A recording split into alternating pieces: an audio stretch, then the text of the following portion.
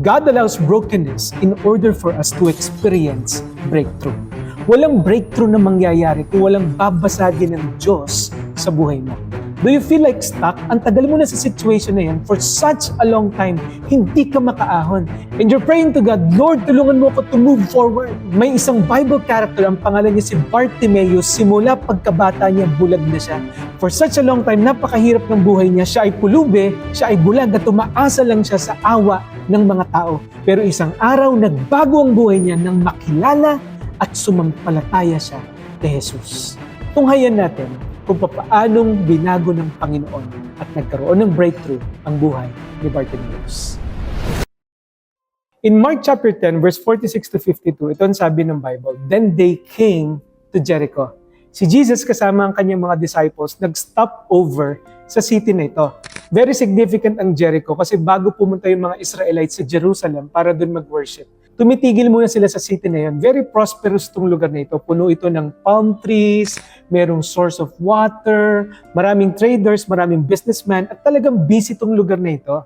Dahil din sa bagay na ito, marami din pulubi at namamalimos sa lugar na yon. Maraming tao, maraming nagbibigay, maraming limos. Perfect spot yon. At ang sabi ng verse 46, as Jesus and His disciples together with a large crowd were leaving the city, a blind man, Bartimaeus, which means son of Timaeus, was sitting by the roadside begging. Tignan natin yung sitwasyon nito ni Bartimaeus. He was a blind man, hindi siya able magtrabaho. He was a beggar, wala siyang pera, wala siyang kakayahan, and he was an outcast. Nandun lang siya sa tabi ng daan at namamalimos. So in short, wala siya mapagmamalaki, umaasa lang siya sa awa. Pero ang kulit nga kasi siya ay son of Timaeus. Yun yung sabi ng Bible. Yung name na Timaeus, it means honor, karangalan. Isang tao na nabubuhay sa karangalan, pero ganun yung sitwasyon niya. Wala siyang karangalan. Pero sa gitna ng napakadilim na sitwasyon, merong pag-asa at liwanag na dumating. In verse 47, when he heard that it was Jesus of Nazareth, he began to shout, Jesus, Son of David, have mercy upon me. Nagsisigaw siya, Jesus, anak ni David, maawa ka sa akin. Notice, ang sabi ng Bible, nung narinig niya na nandun si Jesus, malamang sa malamang, matagal niya nang naririnig yung mga kwento tungkol sa Panginoon. Naipon na yung pananampalataya sa puso niya.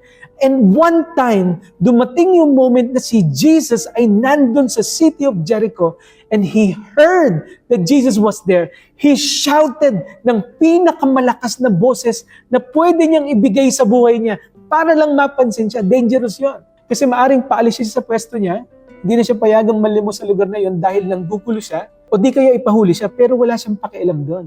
Ang para sa kanya, gusto niyang mapansin siya ng Panginoong Jesus. Grabe yung declaration dito ni Bartimaeus. Ang sabi niya, Jesus, Son of David. Yung Son of David na yon is a messianic title. Na ang sabi kasi ng 2 Samuel chapter 7 verse 12 to 13, nangako ang Diyos kay David na meron siyang anak na maghahari magpakilanman. It was a prophecy na ang tagapagligtas ay manggagaling sa lahi ni David.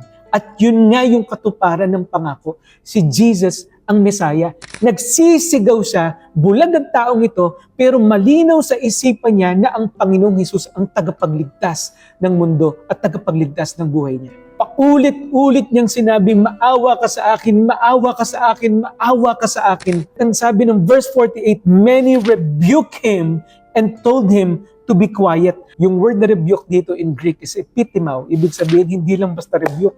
Talagang sinaway siya ng napakatindi. Manahimik ka dyan. Pulubi ka.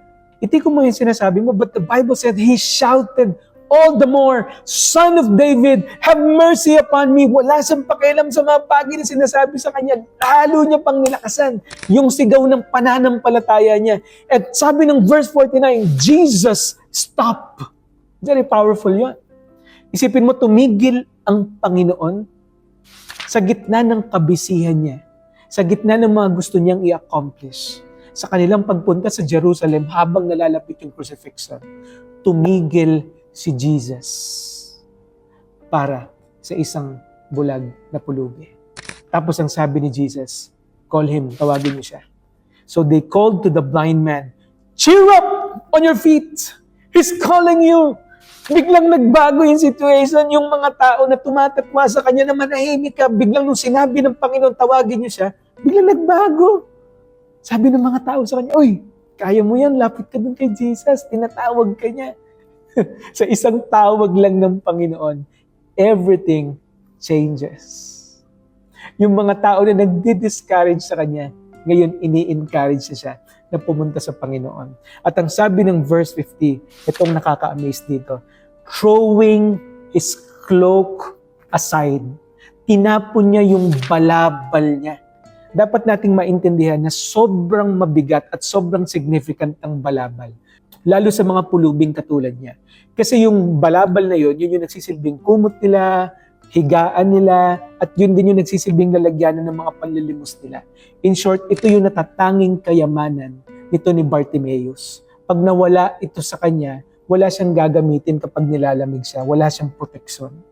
Kaya napaka-importante at napaka-significant nung moment na tinapon niya yung balabal niya, nang ibig sabihin, gusto niyang iwan ang lahat para lang matagpuan at sumampalataya sa Panginoon Jesus. At ang sabi ng salita ng Panginoon, he jumped to his feet and he came to Jesus. Nagtatalon siya sa tuwa, umaapaw ang kanyang kasiyahan dahil sa wakas yung matagal niya nang naririnig ng mga kwento tungkol sa Panginoon. Finally, he found Jesus at pinagpalit niya ang kanyang balabal para lang matagpuan ng Panginoon.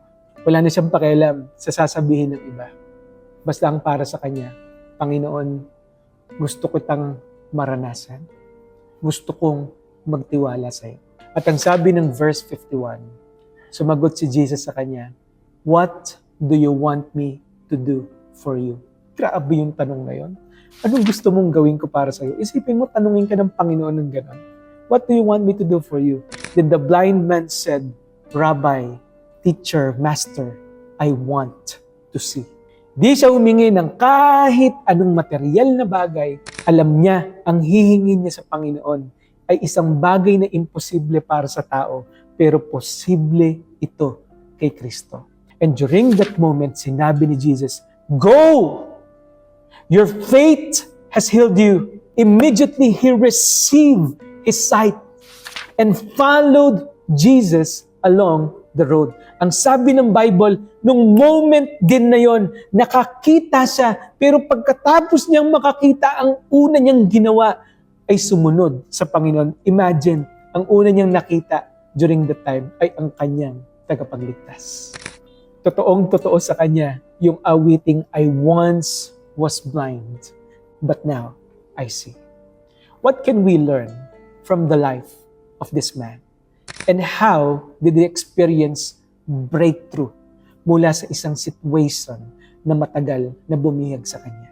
Number one, we have to understand that breakthrough begins in admitting our brokenness.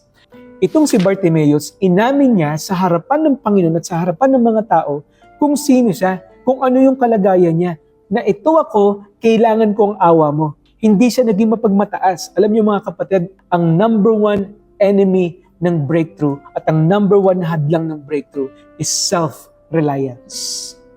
Yung iniisip mo na kaya ko naman lahat to, hindi ko kailangan ng Panginoon. Hindi totoo yan. Hindi ka ginawa ng Diyos para maging mag-isa. Hindi nagsisimula ang breakthrough sa lakas mo. Nagsisimula ang breakthrough sa pagpapakumbaba mo sa harapan ng Diyos. Dahil ang Diyos ang kayang mag-alis sa iyo sa sitwasyon na yan. Ito ang unang binabasag ng Diyos. Kung minsan, ang puso mo ang nais basagin ng Panginoon para maranasan mo ang napakatinding pagkilos ng Diyos sa buhay mo. Almighty men in the Bible are all broken people that humbled themselves before the Lord. Admit that you need God. Admit that you're broken. Pangalawa, breakthrough comes when our faith in God is louder than our fears. Ang sabi ng verse 47 to 48, maraming pumigil sa kanya, maraming magpapatahimik sa kanya. Bartimaeus, tumigil ka na. Maraming hadlang, pero hindi niya pinansin ang lahat ng yun. Ang sabi ng Bible, lalo pa siyang sumigaw. Hindi siya nahiya, hindi siya tumigil. Nagtiwala siya lalo sa Panginoon. Di ba ngayon sa panahon natin, nag-aalala ka kasi yung presyo ng gas sobrang taas. Yung bigas tumataas, yung mga bilihin, yung sahod mo di naman tumataas. Ang dami nating inaalala. Pero dapat nating makita that if we want to experience breakthrough, we have to make our faith in God louder than the fears na ating nararamdaman.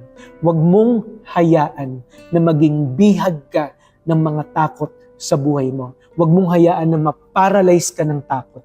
You are called to live by faith and not by sight. Mas malalaking pagsubok, mas lalo kang tumawag sa Panginoon. And number 3, breakthrough comes when we follow and surrender to Jesus. Ang sabi ng Bible, nung pinatawag ni Jesus si Bartimaeus, walang pag-aalinlangan.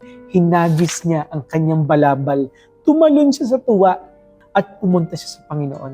Hindi niya nakikita yung daan, marahil ginaguide siya ng mga tao. Pero ito yung ultimate desire ng puso niya, ang makadaupang palad niya ang Panginoon. Tinapon niya ang tanging kayamanan na meron siya. Lumapit siya sa Panginoon, ang pinakamalaking himala at kayamanan na pwede niyang ma-receive sa buhay niya ay nangyari nung nakatagpo at sumampalataya siya kay Kristo. Pero hindi natapos doon yung miracle. Ang sabi ng Bible, immediately he received his sight, followed Jesus along the road.